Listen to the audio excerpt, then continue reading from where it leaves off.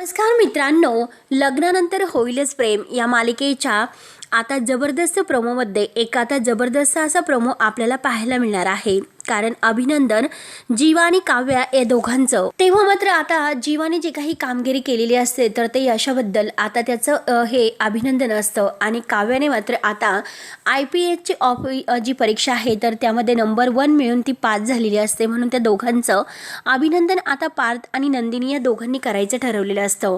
तेव्हा आता सत्कार समारंभाचा एक आता मोठा कार्यक्रम असतो. सगळेजण पाहुणे आलेले असतात आणि आता त्यात म्हणजे विक्रम आणि मानिनी खूप खुश होऊन आता जीवा आणि ह्या काव्याचं म्हणजे अभिनंदन करण्यासाठी तेथे आलेले असतात. इतका मोठा समारंभ आता तेथे आयोजित केलेला असतो.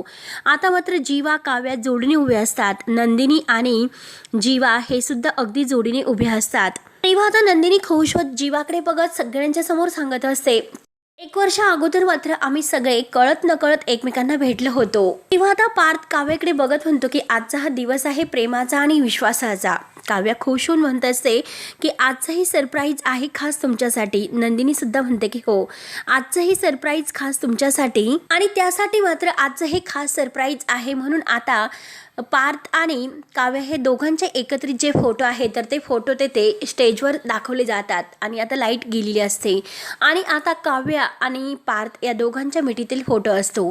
नंदिनी आणि जीवा या दोघींचे सुद्धा आता दोघांचे जोडीने फोटो असतात. तेव्हा मात्र आता त्यामध्ये कळत न कळत रम्या आणि वसुहत्या यांनी जो काही प्लॅन केलेला असतो तर आता जो काव्या आणि जीवा यांच्या भूतकाळातील एकत्र किस घेतलेला जो फोटो आहे तर तो फोटो सगळ्यांच्या समोर येतो.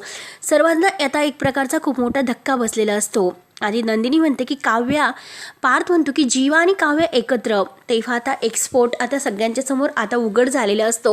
म्हणजे आत जे काही नात्याचा खुलासा आहे तर तो सगळ्यांच्या समोर आता उघडा होऊन देशमुख कुटुंबावर आज एक मोठं संकट आलेलं असतं आणि सगळ्यांना एक जबरदस्त धक्का बसलेला असतो आणि ह्या नात्यामध्ये आता एक दरार निर्माण होतील. तेव्हा आता मित्रांनो, पुढे काय होतं हे पाहण्यासाठी आपल्या चॅनलला नक्की सबस्क्राईब करत राहा. धन्यवाद.